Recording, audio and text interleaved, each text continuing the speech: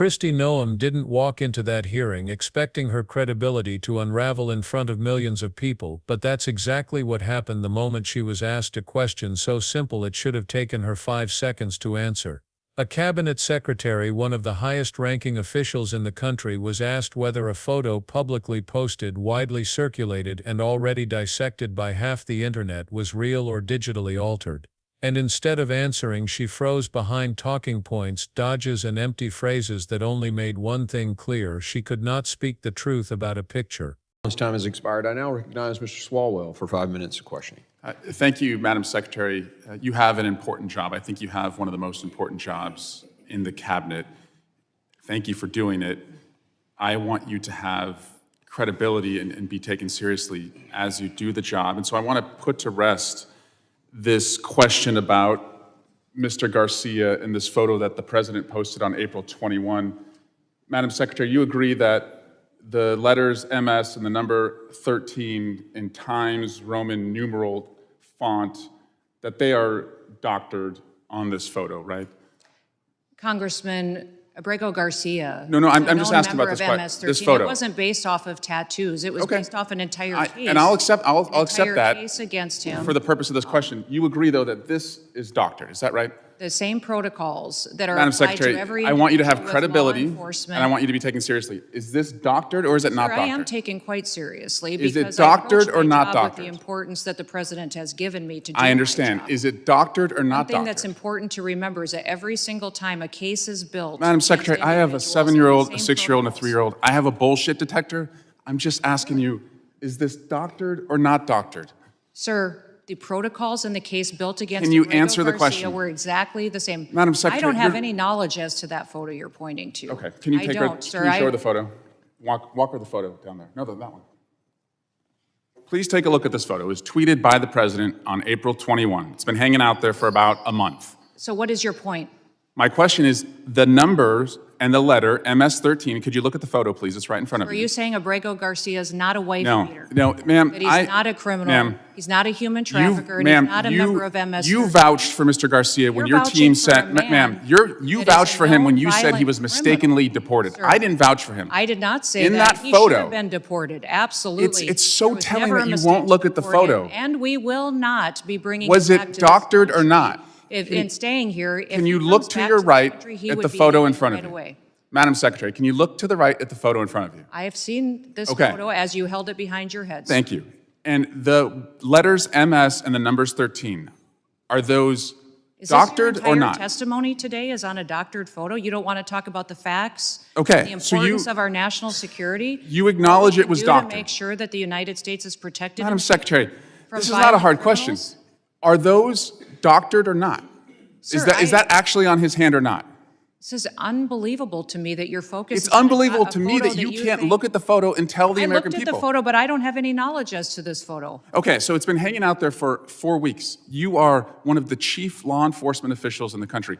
What have you done to investigate whether the president misrepresented the reason that that person has been detained? Sir, have we you spend our done time- anything to try and figure out whether that was doctored or not? The mission of the Department of Homeland Security is to secure our nation and to make sure that we're out there going after those that are the worst of the worst, the criminals, the bad actors. Abrego Yes. Garcia. So the answer is a you've done known nothing to terrorist, correct the member president. of MS-13, a wife beater and a human trafficker that should never have been in this country to begin with. So, Madam Secretary, thank you, Mr. Burnett.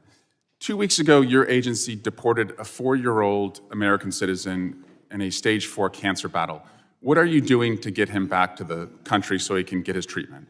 Congressman, this mother wished to keep her family together and to take her child with her. So as every single person is given the opportunity to, medical care is given throughout the process. so it sounds like And for this nothing. child, medical care was confirmed in their home country so that it would continue, and those treatments and whatever needs were needed to be had into the future were confirmed to be provided there before. That child's home country is the United States.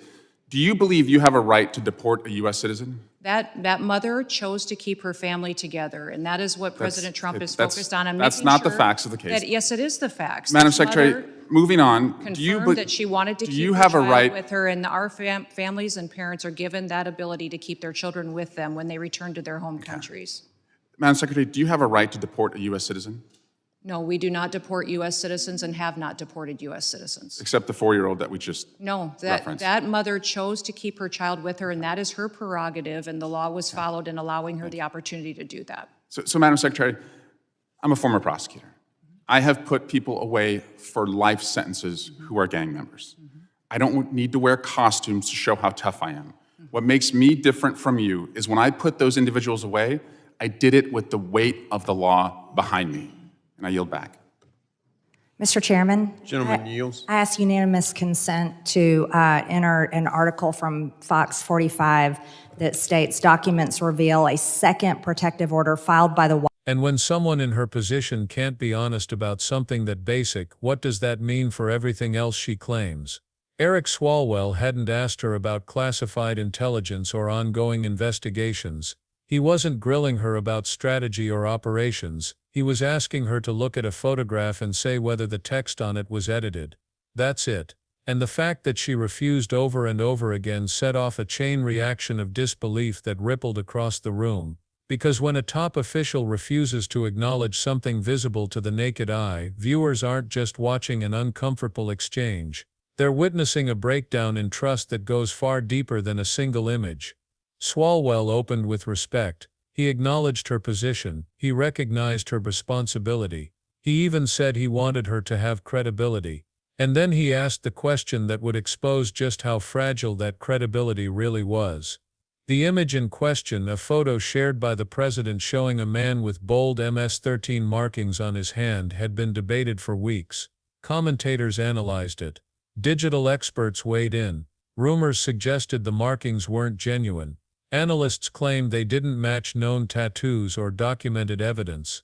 And Swallwell didn't ask her to solve those debates. He asked her to look at the lettering and say whether it was altered. But the moment she heard the question, everything shifted.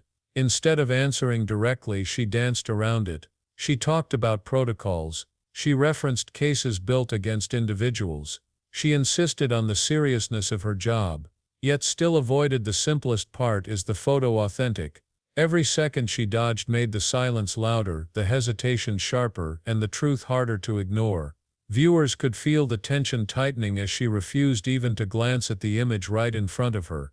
Swallwell tried again. He pressed gently, repeatedly, giving her opportunity after opportunity to reclaim control of the moment. But each time she sidestepped, it became clearer that the problem wasn't confusion, it was refusal. And refusal is far more revealing. When someone with immense authority avoids such a basic question, people naturally start asking what she's protecting. Was it the narrative? The administration's storyline? The appearance of unity? Or was it something deeper, something she didn't dare contradict even when the truth was inches from her face? It wasn't long before the dodging became the story. Swallwell wasn't trying to embarrass her. He was trying to anchor the conversation to reality. But reality is exactly what she wouldn't touch. She claimed she had no knowledge of the photo even though it had been online for weeks. She insisted she hadn't looked at it even as it hung behind her and was shown directly to her. And every time she refused to look, the moment slipped further from her control and deeper into disbelief.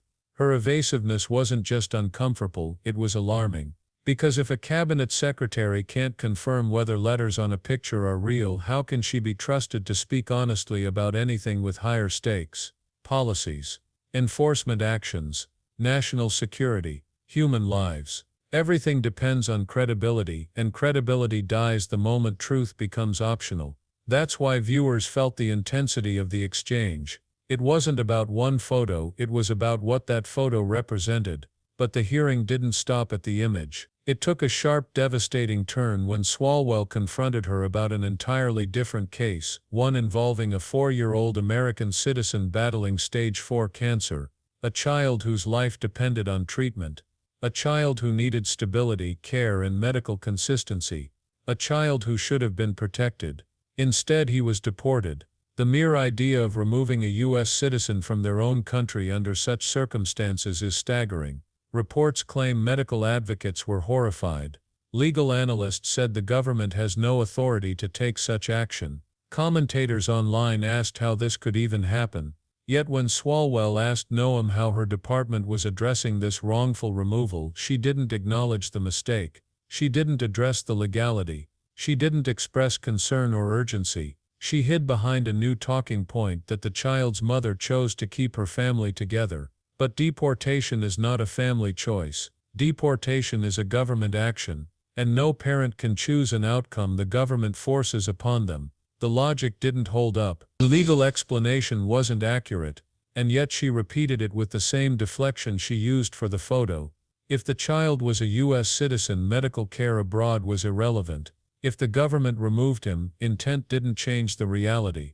But Noem avoided the core truth again and again. That's when the hearing crossed from uncomfortable into deeply troubling. The refusal to answer the question about the photo had already undermined her credibility. But refusing to acknowledge the facts about a sick child, one whose life depends on treatment, sent a chilling message. Evidence, law, and humanity all take a backseat to the narrative being protected. Swallwell didn't hold back. He made it clear he had prosecuted gang members himself. He had put dangerous individuals behind bars using real evidence, real cases, and real law.